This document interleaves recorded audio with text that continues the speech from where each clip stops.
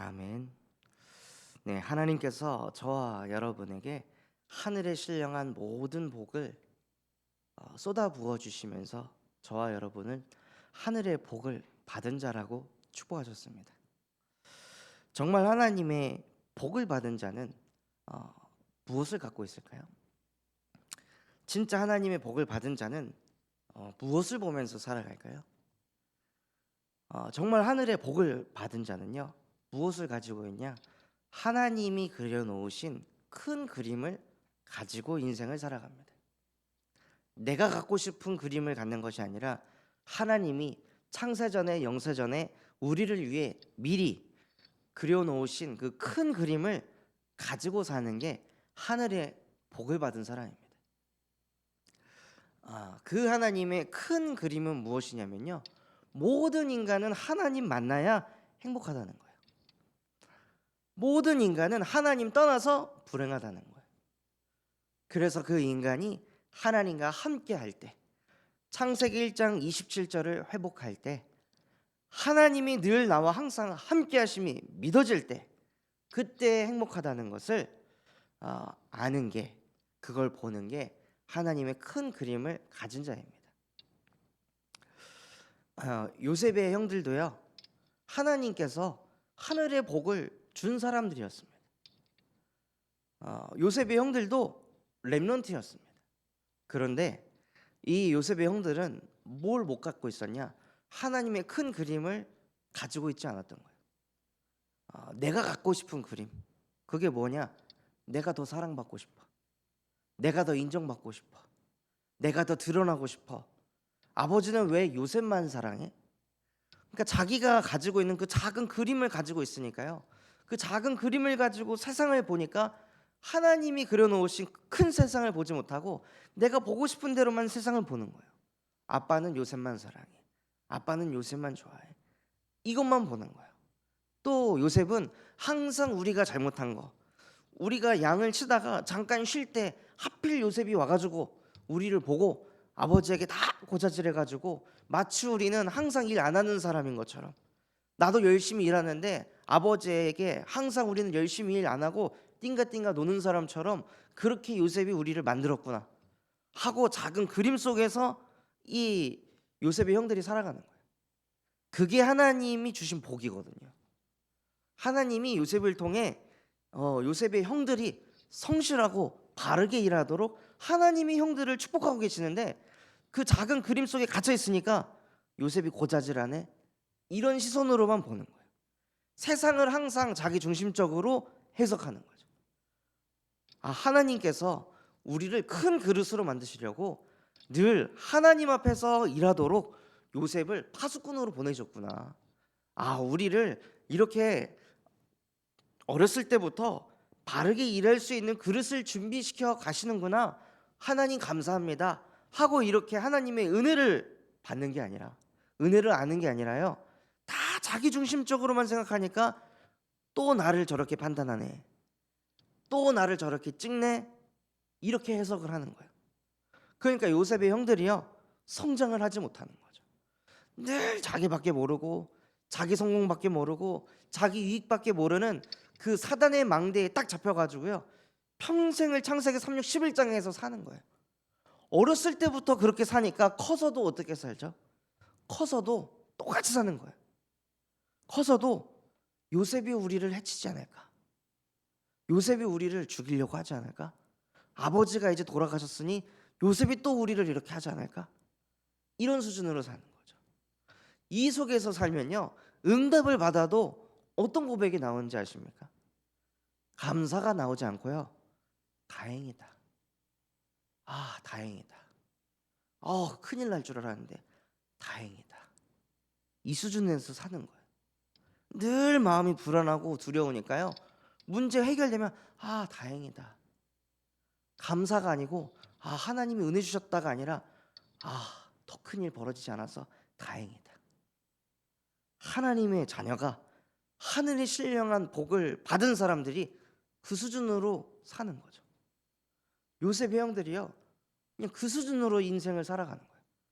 성삼위 하나님이 요셉의 형들과 함께 하신데도 불구하고 여자의 후손이 와서 뱀의 머리를 박살내셔서 더 이상 그 속에서 살지 말라고 하셨음에도 불구하고 늘 자기 작은 그림 속에서 살고 있으니까요.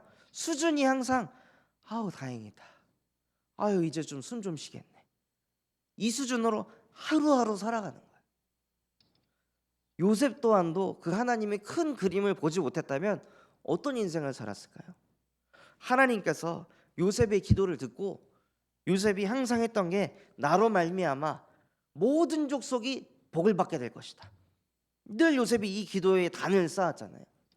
그 기도에 단을 쌓았는데 맨날 하는 짓이 형들 양 잘 치나 잘 안 치네 아빠한테 가서 이야기하고 맨날 이런 삶을 살고 있으면 언제 만복의 근원이 될까요?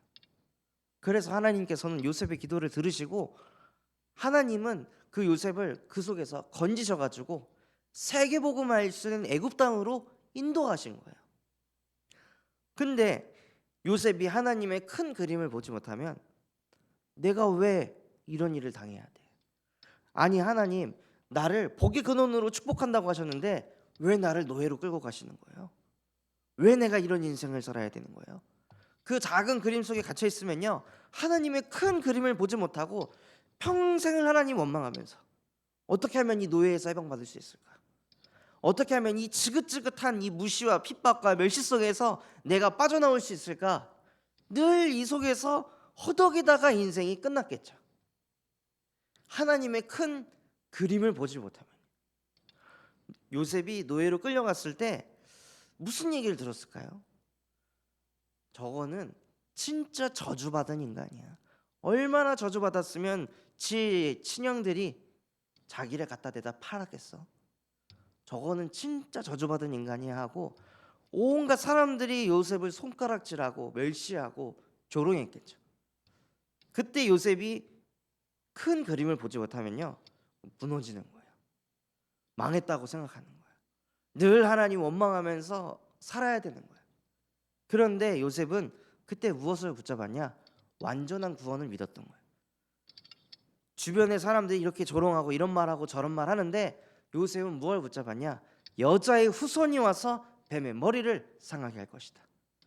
주변 환경과 상황과 조건은 내가 완전히 망할 수밖에 없고 실패할 수밖에 없고 저주와 재앙 속에 있을 수밖에 없다고 말하지만 여자의 후손은 그 속으로 끌고 가는 뱀의 머리를 박살내셨습니다. 그 머리를 깨트리신 예수 그리스도께서 나와 함께 하십니다. 나는 그 하나님의 은혜를 합니다. 난 노예가 아니라 난 하나님의 자녀입니다. 나는 어려움 속에서 평생을 시달리면서 아 다행이다 오늘은 안 맞았네, 아 다행이다 오늘은 욕 안 먹었네, 이런 수준으로 살 존재가 아니라 나는 하늘의 신령한 모든 복을 받은 하나님의 자녀입니다. 복의 근원입니다 하고 늘 요셉은요 하나님의 큰 그림을 보고 선포하고 고백하면서 하나님이 나와 함께 하심을 보는 인생을 살았습니다. 저와 여러분에게 주신 복은요 그러한 복입니다. 정말 하나님께 기도했는데 어려움이 왔다. 아 하나님이 나를 통해 큰 그림을 그리고 계시는구나. 아 일을 하고 계시는구나. 내 기도에 지금 응답하고 계시는구나. 모든 렘넌트 7명은요 언약 붙잡고 기도했는데 문제 안 온 사람이 한 명도 없었습니다. 어려움 안 온 사람이 한 명도 없었습니다.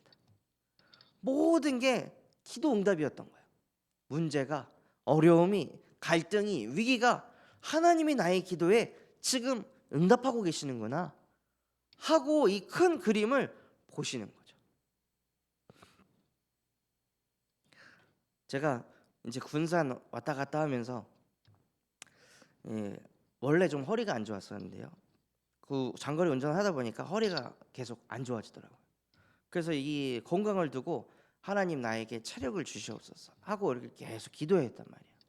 근데 하나님께서는 어떻게 응답하시냐면 수영을 하러 갔는데 선생님이 바뀐 거예요. 근데 이 선생님이 엄청 빡세게 훈련을 시키시거든요. 그러니까 이번에 가니까 이 난간에서 몸 한 3분의 2가 나오도록 하고, 그러니까는 뒤에서는 한 사람이 다리를 이렇게 잡고 허리 힘으로 물속에 안 빠지도록 버텨야 되는 거예요. 근데 보니까는 다른 사람들은 그렇게 안 하는데 저만 그렇게 버티게 세워놓고 저를 가르치지 않고 저 혼자 거기서 막 끙끙거리고 있는 거죠. 빨리 와라. 빨리 와서 나 가르쳐 줘라. 내 허리 끊어진다. 왜 나를 안 쳐다보는 거야? 빨리 와서 나 좀 잡아줘야지. 하고 한 3분 5분을 버티니까 막 허리가 잘릴 것 같고 그 상태에서 와가지고 이제 저병이라는 걸 가르쳐 줘 갖고 그 같은 동작을 한 30번 하니까 진짜 허리가 막 끊어질 것 같더라고요. 그러니까 그때는 몰랐거든요. 그게 하나님께서 모든 퍼즐을 맞춰가고 계시는 거예요. 그때는 힘드니까 저 인간 진짜 왜 나 안 봐? 왜 나 안 챙겨? 막 이런 원망, 짜증, 분노, 내가 왜 운동하러 와가지고 이렇게 고통을 받아야 돼? 막 오만 가지 생각들이 막 다 드는데요. 근데 그거를 잘 받고 나니까 허리가 안 아픈 거예요. 허리에 근육이 단단하게 생기니까요. 어, 지난주에 군산을 3번 왔다 갔다 했는데 1200km를 운전했는데도 지금 허리가 안 아프더라고요. 그러니까 그걸 딱 제가 느끼면서 하나님이 내 기도에 응답하셨구나. 하나님이 나의 건강을 책임지고 계시는구나. 근데 내가 힘들다고, 내가 어렵다고 그 순간에 하나님의 그 모든 퍼즐이 맞춰져 가는 걸 보지 못하고 짜증내고 화내고 열받고 분노하고 그랬었구나. 그걸 하나님께서 보게 하시더라고요. 그러니까 저와 여러분에게 주시는 문제, 어려움, 갈등, 그것이 기도 응답이 아닌가? 하나님이 나의 기도를 들으시면서 퍼즐을 맞춰가고 계시는 건 아닌가? 하고 한번 확인해 보시기 바랍니다. 정말 그게 문제였는지, 정말 그게 고통이었는지 한번 확인해 보시기 바랍니다. 그래서 정말 저와 여러분이요, 하나님의 정확한 언약을 붙잡고 있으면 하나님께서 어떠한 응답들을 이루어 가시냐, 저와 여러분을 영적 서밋으로 인도해 나가십니다. 아니 문제가 오고 어려움이 오고 갈등이 왔는데 그 속에서 하나님 내게 응답하셨네요. 감사합니다. 라고 고백을 해보세요. 그 사람의 영적 상태가 어떻게 될까요? 문제가 오고 갈등이 왔는데 기도 응답이라고 막 고백을 한다면요, 도대체 세상이 감당할 수가 있을까요?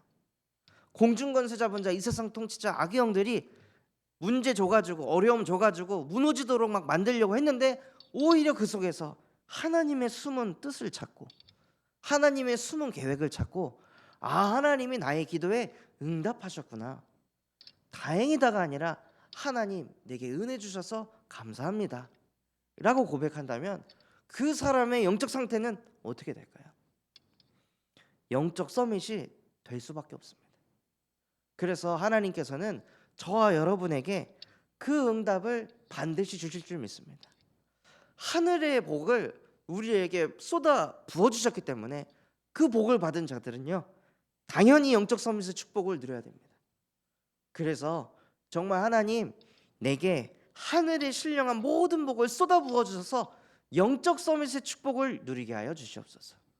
그 영적 서밋의 축복이 무엇이냐? 마음을 다하고 뜻을 다하고 힘을 다하여 주 너의 하나님을 사랑해라. 어떤 순간 속에서도요, 어떤 상황 속에서도, 어떤 조건과 형편과 환경 속에서도 하나님을 사랑할 수 있다면 영적 서밋입니다. 다윗은 그 축복을 누구보다도 깊이 누렸습니다. 어떤 상황 속에서도 시므이가 저주를 하던, 아니 길 가다가 모르는 사람, 지금으로 말하면 어떻게 보면 그 묻지마 살인 같은 일을 다윗이 당한 거죠. 묻지마 언어 폭행을 당한 거예요. 가다가 아무 이 관계도 없는데 가다가 괜히 어이없게 저주를 받고 손가락질을 당했는데, 그때에도 다윗은요 하나님을 사랑하고 있으니까 하나님이 저 사람을 통해 내게 하실 말이 있으신가 보구나 하고 이렇게 해석하는 거죠. 저거 왜 저래 저거 왜 저래 이렇게 하는 게 아니라, 저도 그 전에 성견 차량 운행을 하러 저기 부영 3차 쪽에 이렇게 가는데 사람이 지나가려고 해서 잠깐 차를 멈추니까요, 어떤 지나가던 두 청년이 이렇게 가운데 손가락을 저한테 내밀면서 지나가더라고요. 그래서 그거를 쳐다보면서 저거 왜 저래 저거 나한테 왜 저걸 날리는 거야? 막 오만 가지 생각이 들어가지고 그 화가 나더라고요. 그런데 다윗은 그런 일을 당했을 때 막 분에 차는 것이 아니라요. 그때 하나님의 뜻이 있겠지. 하나님이 저 사람을 통해 내게 하실 메시지가 있겠지. 하니까 어떤 응답을 받냐? 걸리질 않는 거예요. 인생에 장애물이 없는 거예요. 이 사람이 저런 말을 하건 이런 말을 하건 주의 법을 사랑하는 자에게는 큰 평안이 있으리니 그들에게 장애물이 없으리로다. 얻어 걸려 넘어지질 않는 거죠. 주변의 환경 상황 조건보다 다윗에게 가장 중요한 게 무엇이냐? 하나님이 나와 함께 하신다. 다윗에게는 이게 가장 중요한 거예요. 뭔가 누가 나에게 손가락질해, 판단해, 환경이 안 좋아, 상황이 안 좋아.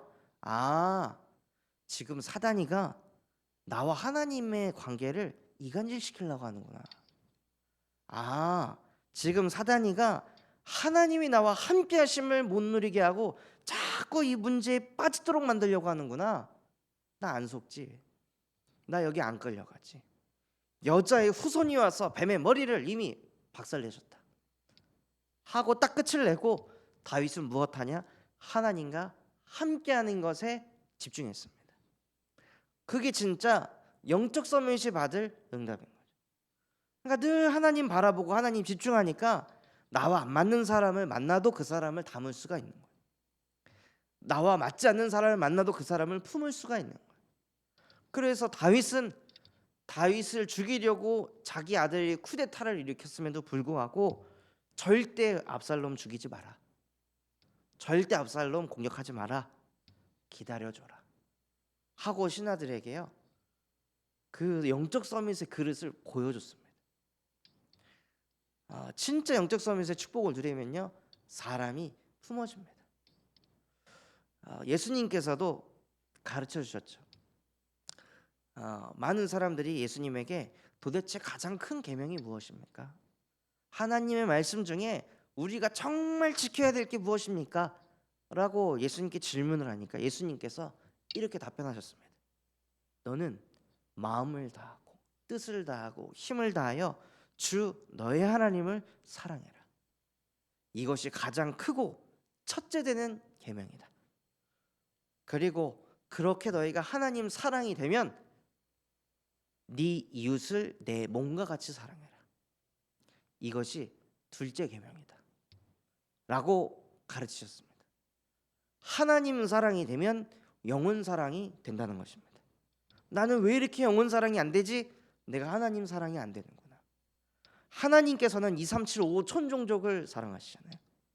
하나님이 그려놓으신 그림은요, 저와 여러분을 구원하시기 위한 그 작은 그림이 아니라 2, 3, 7, 5천 종족, 모든 족속, 만민, 땅끝에게 가서 그 영혼들을 사랑하는 큰 그림을 그려놓으셨습니다. 그래서 그 하나님이 저와 여러분과 함께 하신다면 우리 또한도 그 영혼들을 사랑할 수 있고 품을 수 있다는 거예요. 그래서 하나님 사랑이 된다면 영혼 사랑은 따라옵니다. 그래서 그 응답을 가지고 무엇 하길 원하시냐? 진짜 시대를 리드하는 리더가 되길 원하십니다. 오늘도 현장에 가셔서 진짜 내 입속, 뭔가 내 이름, 내가 한 일, 이거를 드러내고 나타내고 인정받기보다 그곳에 있는 영혼을 가슴에 품고요. 하나님, 이 현장을 살리기 위해서 하나님이 나를 보내신 줄 믿습니다. 나를 드러내는 것이 아니라 이 현장이 살아나는 그 일에 오늘 나의 일이 쓰임받게 하여 주시옵소서.